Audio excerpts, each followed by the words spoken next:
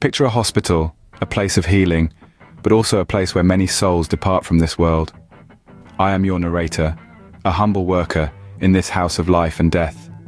Within these sterile walls, I have borne witness to the ebb and flow of existence.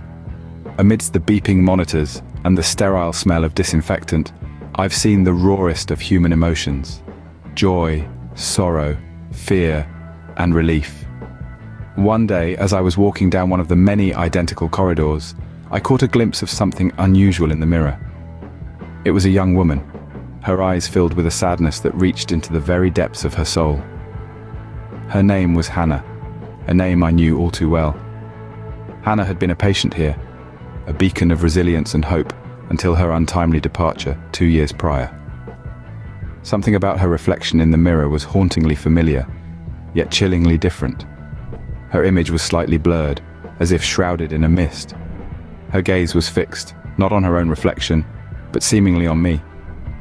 As I turned around to face her, there was no one there. I looked back at the mirror, but her reflection too had vanished. It was as if she had been swallowed up by the silence of the hospital. I remember the adrenaline that coursed through my veins as I ran down the hallway, my footsteps echoing off the sterile walls. I was chasing a ghost, quite literally. Every corner I turned, every door I opened, led to nothing but the same sterile emptiness. It was as if Hanna had simply vanished into thin air. My breathless pursuit ended in an empty hallway. The echo of my pounding heart was the only sound that filled the silence. Hanna was gone, leaving behind nothing but a chilling sense of her presence. There I stood, in the cold, sterile silence of the hospital, a place of healing and of departure, a place where life meets death and where, it seemed, the past can reach out to the present. I was left standing, my heart pounding in the empty hallway. The elevator, a simple mode of transport within the hospital, became a vessel for our spectral encounters. It started subtly. The doors would open and close seemingly of their own accord. A chill would descend upon the confined space, making the hairs on the back of our necks stand on end. The lights would flicker intermittently, casting eerie shadows against the cold, metallic walls. It wasn't long before we began to associate these peculiar occurrences with the presence of our spectral visitor. The scent of her perfume, a delicate blend of lavender and vanilla, would linger in the air long after the doors had slid shut. It was as if she was trying to communicate with us, to make her presence known. One day, as I stepped into the elevator, I found myself not alone. Hanna was there, standing in the corner. She looked just as she had in life, her eyes sparkling with the same vivacity. I could see her lips move, but no sound came out. Then, as if breaking through a barrier, her voice filled the elevator.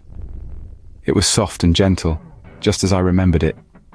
She spoke of her time in the hospital, of the doctors and nurses who had cared for her, of the friends she had made. It was a poignant conversation, one that left me with a profound sense of sadness and longing. The elevator became our meeting place, our sanctuary. Every time the doors would open, we would hold our breath, half in anticipation, half in fear. Would she be there? Would we get to speak to her again?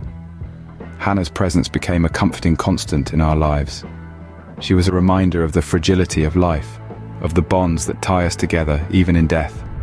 Her story, her spirit, became a part of the hospital's fabric, a part of us. Every ride in that elevator became a moment of anticipation, a chance for another encounter. As the days turned into weeks and the weeks into months, our hospital grew busier. The constant hum of activity was like a relentless tide, pushing us to the brink of exhaustion. The corridors were filled with the urgent sounds of medical equipment and the murmurs of concerned relatives. The quiet moments, the ones where we could feel Hanna's presence, were becoming less and less frequent. In the midst of this unyielding storm, the moments of respite in the elevator became our sanctuary. The elevator, which we had come to associate with Hanna, still held its charm. The doors would open without being called, lights would flicker momentarily, and sometimes you could swear you heard a soft whisper. But these occurrences were becoming fewer and further between. The elevator seemed to reflect our own experiences. The more we were swept up in the rush of the hospital, the less we felt Hanna's presence. The once familiar sensation of a cool breeze, the faint scent of lavender, the fleeting image of a young woman in the corner of our eyes. These were becoming rare. Our interactions with Hanna, which once felt as regular as the hospital routine, were now sporadic. It was as if she was slowly fading into the background, her presence waning with each passing day. And yet, Hanna wasn't entirely gone. We would still catch a glimpse of her in the mirror, or feel a sudden chill in the elevator. But these moments were fleeting, like trying to hold on to a dream as you wake up. They were reminders of her presence, but also of her absence. Our hospital was a place of healing, of life and death, and somewhere in between, there was Hanna. We didn't know why she was here, or what kept her tied to this place. But her presence was a constant in our lives, a reminder that there was more to this world than what we could see. The once regular visits from Hanna were becoming increasingly rare, but the elevator still held its mystery. One day, the elevator simply stopped coming. It was as if the hospital had suddenly fallen silent, a hush that was as eerie as it was comforting. The hustle and bustle of the hospital continued, but the elevator, our haunted elevator, remained quiet. It was almost as if a part of the hospital had slipped into another realm, a place where we could no longer reach. It was an odd sensation, this silence. It was like standing on the edge of a precipice, staring into the abyss of the unknown. And in that silence I began to realize something. A truth that was as undeniable as it was heartbreaking. The elevator wasn't coming anymore. Not because it was broken or because it had been decommissioned, but because Hanna was no longer there to call it. For the longest time, Hanna had been our link to the other side. She had been our beacon in the darkness, our guide through the murky waters of the supernatural. But now it seemed she had moved on.